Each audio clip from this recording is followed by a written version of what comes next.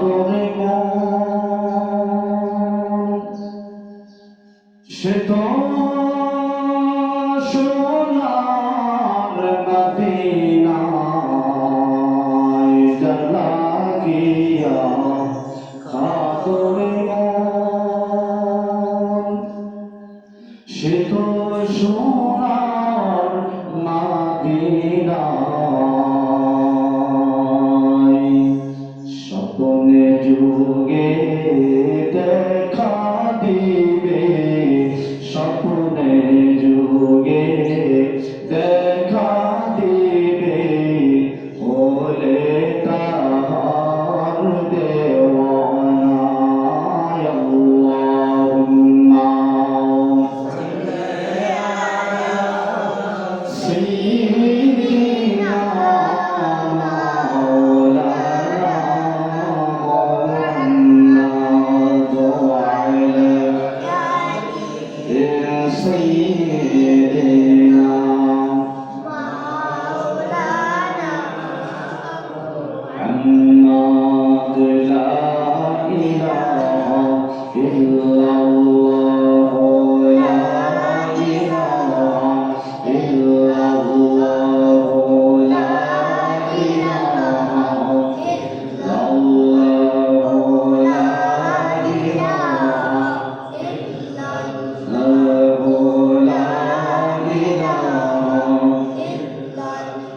আমাদের মনে বাসনা আমরা কবে দেখিব মাদিনা আমাদের মনে বাসনা আমরা কবে দেখিব মাদিনা মন্দে আমরা মানে না রে মন্দে আমরা মানে না রে দেখতে সোনার মদিনা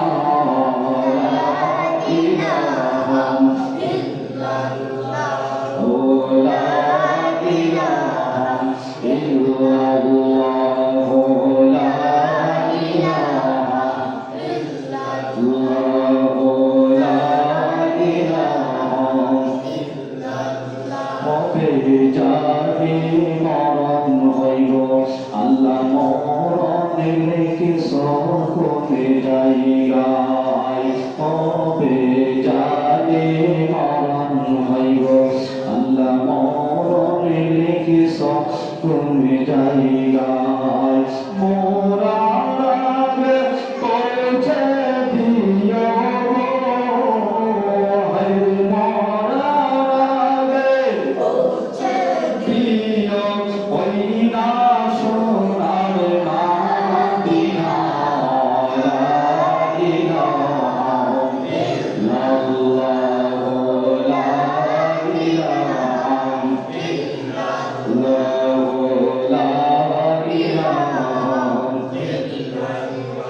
আমরা নাবি নাবি কানে শুনলাম চোখে নাবি দেখলাম না আমরা নাবি নাবি কানে শুনলাম চোখে না ওই নবীকে না দেখাইয়া গো হরে ওই নবীকে না দেখাইয়া কবর দেশে নিও না লা ইলাহা ইল্লাল্লাহ লা ইলাহা ইল্লাল্লাহ লা ইলাহা লা ইলাহা ইল্লাল্লাহ মুহাম্মাদুর রাসূলুল্লাহ সাল্লাল্লাহু আলাইহি ওয়াসাল্লাম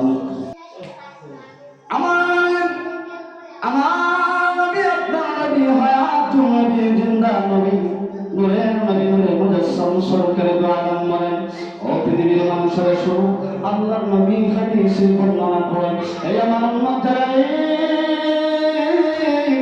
মাহে রমজান মাসে যারা রোজা রাখবে, শুরু থেকে শেষ পর্যন্ত যারা রোজা রাখবে, আমার উম্মতেরা শোনো, হাসরের দিন মুসিবতের দিন যেদিন কায়েম হবে, এক ফোঁটা পানির জন্য, এক গ্লাস পানির জন্য মানুষগুলো কুকুরের জিহ্বা বাহির করে দেবে। তাফসীরের কিতাবে আসছে মানুষের জিহ্বা বাহির হয়ে মাটি দিয়ে ছেঁচড়ে ছেঁচড়ে যায়, তারপরে এক ফোঁটা পানি পান করার শরীর পাবে না, পানি পাইবে না। আল্লাহর নবী বলে যারা রোজা রাখবে হাসরের ময়দানে মুসিবতের দিন, আল্লাহ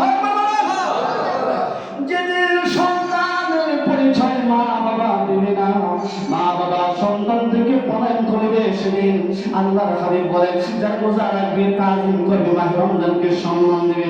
এই আমার উম্মতেরা রে, আল্লাহ তোমাদের জন্য রায়্যান নামক একটা দরজা রেখেছে। যারা রোজা রাখবে দুনিয়ার জিন্দেগিতে আল্লাহ হাসরের দিন বলবে রায়্যান দরজা দিয়ে জান্নাতে প্রবেশ করো। আল্লাহর হাবিব বলেন এই দরজার নাম হলো রায়্যান। রায়্যান শব্দের অর্থ হলো পরিতৃপ্ত হওয়া। যে বলেন সুবহানাল্লাহ। একটা মাস বান্দা রোজা রেখেছে, আমার বান্দারা আমার জন্য রোজা রেখেছে, ইফতারের সময় 5 মিনিট আছে, তারপরেও বান্দা ক্ষুধার্ত হয়ে গেছে, তারপরেও 5 মিনিট সময় অপেক্ষা করেছে শুধুমাত্র আমাকে খুশি করার জন্য। ও বান্দারা, আজকে যারা একটা মাস তোমরা আমার জন্য রোজা রেখেছিলাম, আজকে রায়্যান দরজা তোমাদের জন্য করে দিলাম। লা ইয়াদখুলুহু ইল্লা সাইমুন, শুধু রোজাদার যারা ছিল তারাই জান্নাতে প্রবেশ করবে। এই রায়্যান দরজা আল্লাহ রেখেছে রোজাদারদের জন্য। আল্লাহ হাবিব সাইয়্যিদুল মুরসালিন রাহমাতুল লিল আলামিন আমার উম্মতের নাকি আল্লাহ রাব্বুল আলামিন 1 থেকে শুরু করে না, 2 থেকে শুরু করে না, 3 থেকে শুরু করে না, 4 থেকে শুরু করে না, 5 থেকে শুরু করে না। আমার উম্মতেরা যখন কোনো ভালো কাজ করে আল্লাহ রাব্বুল আলামিন প্রথমে 10 থেকে দিতে আরম্ভ করে দেন। যে বলেন সুবহানাল্লাহ। ইউকাফুল আমালু, আমার প্রত্যেকটা বান্দার যখন আমল করেন আল্লাহ রাব্বুল আলামিন প্রত্যেকটা আমল কি করেন বিআশরি আমসালিহা, প্রথমে 10 গুণ টাকা বাড়াইতে আরম্ভ করেন। কয় গুণ বলেন তো? 10 গুণ। 10 গুণ থেকে শুরু করে আল্লাহ ইচ্ছা করলে এক দিতে পারতেন, ইচ্ছা করলে 2 দিতে পারতেন, 3 দিতে পারতেন, 9 দিতে পারতেন। আল্লাহ বলে বান্দা হ্যাঁ আমার জন্য, আমার সন্তুষ্টির জন্য, আমার রাসূলের মহব্বতে তোমরা যত নেক আমল করবা সমস্ত নেক আমলের সওয়াব প্রথমে আমি 10 থেকে শুরু করব। সুবহানাল্লাহ। কয় থেকে বলেন তো? 10 থেকে। আল্লাহ 10 থেকে শুরু করবা, কয় পর্যন্ত দিবা একটু বলবানি। রাসূল সাল্লাল্লাহু আলাইহি ওয়াসাল্লামের মাধ্যমে আল্লাহ বলেন হাবিব ও আমার নবীজি আপনার উম্মতদেরকে জানতেন গো হাবিব 10 গুণ থেকে আল্লাহ নেকি দিতে আরম্ভ করে দিব। বিসাবরি মিআতি জাযি 700 গুণ পর্যন্ত আমি তাদের নেকিগুলো বাড়ায় দেব।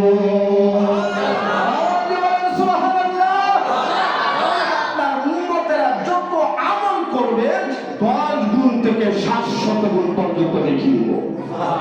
আপনারা খুশি না দাদা? আরেকজন খুশি না দাদা?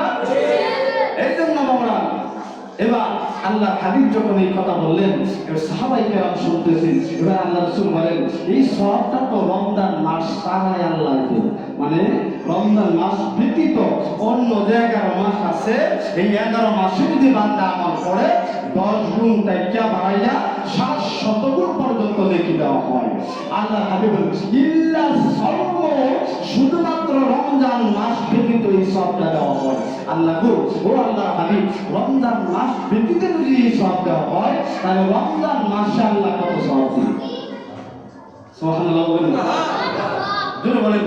মানে 11 মাস যদি বান্দা ইবাদত করে প্রত্যেকটা ইবাদতের বিনিময়ে নেকি হবে 10 গুণ থেকে 700 গুণ পর্যন্ত। এখন যদি আমরা প্রশ্ন করি যখন আল্লাহর হাবিব এটা তো রমজান মাস ব্যতীত, তো রমজান মাসে কিরকম সওয়াব হবে একটু রমজান মাসটা বলেন। আল্লাহর হাবিব বলেন শুনো হে আমার উম্মতেরা শুনো, রমজান মাস একমাত্র আল্লাহর উদ্দেশ্যে রোজা রাখা হয়। এই মাসটাকে আল্লাহ বলেছে যে এটা হলো আমার মাস। ও ফেরেশতারা তোমরা যারা নেকি তোমরা যারা বই লিখতেছো, ও ফেরেশতা মাহে রমজান মাস ব্যতীত তোমরা লিখতে পারো